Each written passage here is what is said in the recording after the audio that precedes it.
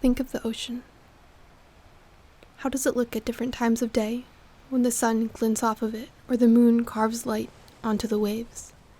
How does it feel on your skin when you first touch it, when it is pushing and pulling against you or vastly underneath you?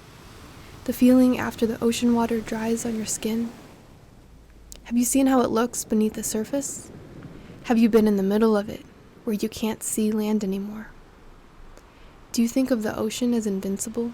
It hasn't always been here, of course. 4.5 billion years ago, the Earth was this hot, lifeless mess, which the moon had good fortune to collide into pretty early on. Not to get into the cosmic weeds here, but soon there was an atmosphere, mostly carbon dioxide. Then volcanoes started spitting water vapor out. Then it rained a whole bunch. Slowly, the Earth cooled. Oceans formed, then precious, mostly really tiny life arose 3.5 billion years ago. Eventually, like a billion years later, bacteria learned how to turn sunlight and carbon dioxide into oxygen, how to photosynthesize. And the Earth actually changed dramatically again. Oxygen was toxic to most of the things living at the time, and there was an extinction and a great oxidation event. Our atmosphere changed, and with oxygen, life adapted and began to grow bigger and more complex. And I tell you this because it's really cool, but also the oceans are changing a lot right now. And the fact of the matter is, we depend a lot on the ocean, more than we think. So we need to understand how it changes, chemically, biotically, physically, and how this changes our lives. Earth has undergone many glacial, interglacial cycles, freezing and thawing, where the Earth is covered in ice, sea levels drop, and then, when the ice melts, the sea level rises again. The ocean is very connected to the atmosphere and changes in climate. The Earth would actually be entering another ice age right now if it weren't for the activities of a curious species called Homo sapiens. That's us. The Earth is warming because of humans instead of cooling from otherwise natural cycles. Basically, we were putting a warm blanket on the Earth with greenhouse gases and simultaneously destroying all the ways that she usually keeps herself cool, by cutting down trees, depleting soil, and melting the bright, white ice that reflects sunlight back into space. A paper released just last year confirmed that we know exactly why and at what rate the sea level has risen. The budget of inputs and observed changes has been balanced. The ocean is a body of liquid, just like water in a pot on the stove. It can increase in volume in two ways, by either adding more water or by making it expand by turning the heat on. We're doing both to the ocean. Ice melt is 2/3 of the reason why the sea level has risen, specifically the Greenland and Antarctic ice sheets, which cover those bodies of land year-round. The other third of the reason the sea level has risen is thermal expansion. When water gets warm, it takes up more space. The ocean actually absorbs 30% of carbon dioxide and 93% of warming from the atmosphere. If it weren't for the ocean, the Earth would have already gotten 100 degrees hotter since the 70s. There was actually a point in time in the 70s that sea level rise came to a momentary halt. We built so many dams that kept water from entering the ocean, called freshwater impoundment, that the sea level rise stopped for a bit. This paper found that there is a net positive amount of water given from land to the ocean again, although it's not one of the main reasons the sea level is rising. 80% of the groundwater we deplete ends up in the ocean, as well as drained lakes and wetlands and a lot of melting snow and permafrost, which is the water frozen in the ground in places like Alaska that are now melting. Since the 2000s, though, the rate of sea level rise has increased considerably, mostly due to melting glaciers. We understood a lot of this happens because of marine ice sheet instability, or the self-enforcing process of ice sheets weakening due to even gradual warming of the ocean. The grounding line of the ice sheet keeps getting pushed further and further back, and the dense seawater below pushes up on the ice, weakening it further, what we call a runaway ice retreat. A few years ago, some climate scientists theorized that another mechanism of ice loss could cause an extreme outcome that would double the amount of sea level rise expected by the turn of the century.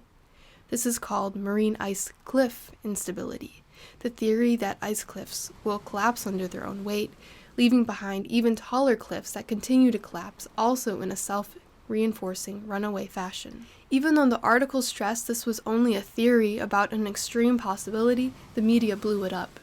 The article itself even discusses some really interesting unknowns about the mechanisms of ice melt, such as the buttressing of a weird frozen iceberg soup that could slow down melt, or the impacts of gravity due to changing ice and water distributions on Earth. Within the realm of climate science, we've really got the bigger picture narrowed out pretty solidly. The Earth is changing really fast because of us. But of course our understanding is constantly evolving. Know better, do better. A newer article described how that last article overestimated sea level rise due to some errors in their methods.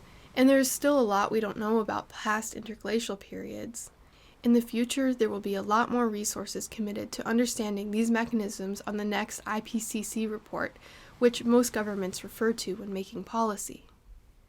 An article based on this newest understanding tried to do just that, to include the mechanisms of ice sheet melt into the latest models that the IPCC uses to simulate sea level rise with different future global temperature changes, and found a maximum contribution of 25 centimeters just from ice sheet melt.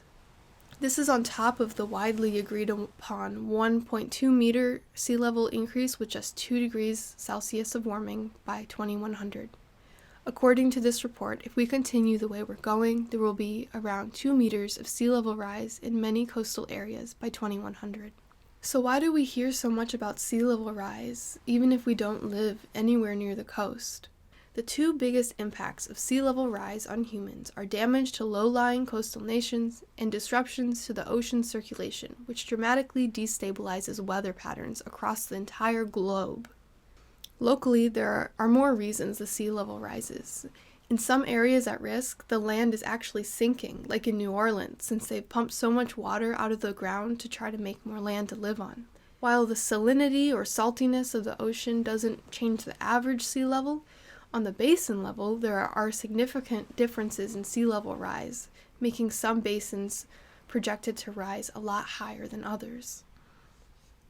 In the US, the East Coast, especially nearer to the Gulf of Mexico, is much more at risk than the West Coast, which is actually rising due to plate tectonics. This 2016 study found that, accounting for population growth by 2100, between 4 and 13 million US Americans will be at risk of inundation or flooding if no measures are taken to protect our coasts and move people from degrading areas. Coastal communities are a big deal because, as described in this article, coastal areas have significantly higher populations than inland due to trade, recreation, and beauty. They also draw a lot of migrants due to jobs available, and there is still net in-migration to the coast despite worsening hurricanes, tsunamis, and flooding. From a global perspective, while many beloved U.S. cities and states are in danger, population density is much higher in Asian and African coastal nations and communities. Jakarta, the capital of Indonesia, will be partially submerged by 2050. I put a link in the description for NOAA's sea level rise visualizer along with all my other resources from this video. There's also another big change in the ocean which we tend to think less about. Water circulates in the Antarctic Ocean in a loop, and this giant convection is spurred by chemistry and physics. Dense, cold saltwater sinks, and warm tropical saltwater rises. When the glaciers and ice sheets melt, the cool, fresh water disrupts the whole system. The non-salty water does not sink as fast, and the whole Gulf Stream slows down. This is a big problem. First of all, less water is taken from the East Coast, and it piles up along the already sinking shoreline. Second, warm water and air won't make its way to Europe, and it's probably going to get a lot colder there, something they're not prepared for. Third, the ocean will be more layered or stratified, making the ocean not as good at mixing carbon dioxide and oxygen into the water, causing depleted or dead zones and increased ocean acidification that hurts ocean life. Not to mention all the migratory species and ecosystems that depend on the movement of the ocean current and can't adapt fast enough to these changes. There are so many other reasons that a warming ocean and melting ice are bad for ocean ecosystems. High temperatures and acidification destroy coral reefs, which along with other shallow water habitats like mangroves and seagrasses, can't grow with the pace of sea level rise. Melting ice causes a trophic cascade by reducing the abundance of krill and algae, which are low on the Arctic food web for cod, seals, whales, and bears. And polar bears, of course, are notoriously losing their habitat as well. The ocean is really cool and complicated, and there are so many other things that I want to talk about. But I want to focus on solutions now because I care deeply about my future and my family's future. Even with all of this incredible understanding of Earth's changes, many adults do not take this seriously, and unfortunately, many of them are in charge right now. Environmentalist and literary scholar Rob Nixon describes something called slow violence. It is suffering imposed over a long period of time, gradually, and without an easy way to place blame, that allows it to continue even as people are dying and we are facing a crisis. If another country was stealing our coastline, even just by inches and feet, our leaders would respond very differently. But it shouldn't be any different, because it's our future. The author of this article said, quote, "It is amazing for me to see the very aggressive building boom underway in South Florida, on the beaches and barrier islands throughout downtown and in the low western areas bordering the Everglades. They are building like there is no tomorrow. Unfortunately, they are right." Because of the self-enforcing factors I described earlier, the ice sheet and cliff instability, we know that ice will continue to melt and reach a point of acceleration by 2050, even if we went carbon zero right now. But some hopeful news, according to this article, is that societies also have tipping points, not just Earth systems. When coalitions of small countries make decisive policy which puts renewables and green technology on par with fossil fuels, this has an upward scaling cascade that can make positive change in other markets and countries, spurring further advancements in decarbonization rapidly. Even though, as you might remember, this article spurred a lot of doomsday reactions, the authors were much more reasonable. They said that we should just keep extreme scenarios in mind, but recommended adaptive, staged responses where we act now and leave options open for 2050, as the next 20 to 30 years is critical time that could change a lot, hopefully for the better.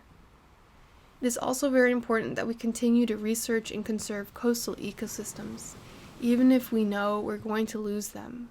These ecosystems are incredibly important for human health and prosperity.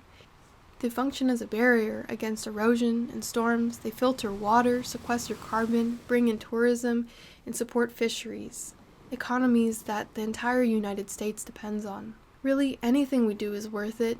It's kind of hard to overinvest in climate resilience, and the more we know, the better we can do. I had to do a lot of research for this. I really didn't know too much about sea level rise. To be honest, it scared me, and I hate those pictures of polar bears hanging on to a little patch of ice. But I feel a lot better now. Still scared, but at least more prepared. Let me know what you think. Thanks for watching. This is for my cousins: Alexandra, CJ, Ariel, Maximiliano, Adrian, and Lila.